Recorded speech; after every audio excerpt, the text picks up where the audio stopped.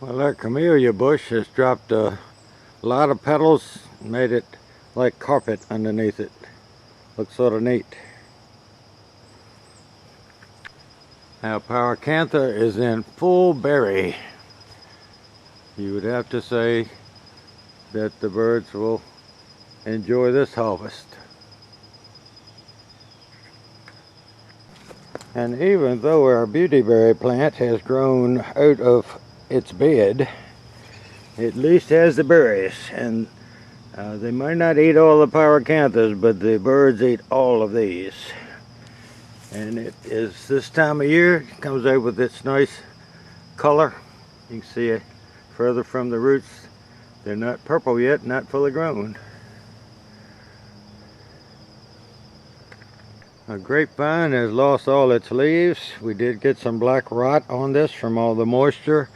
I'm hoping that we'll have a viable 2 grapevines next year.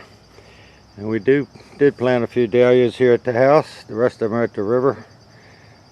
But this thing here, you got to be gentle with a dahlia. You'll snap the stems off. Look at that gorgeous thing. You see my hand? That's a big flower. And what gets me is you have this pinkish dahlia,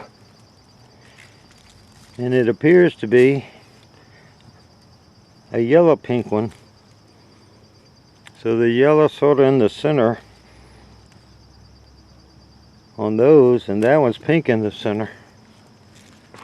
And I just popped that one by just pulling on it. And a little spider friend going around cleaning the insects off. Need to get him to move on down the road.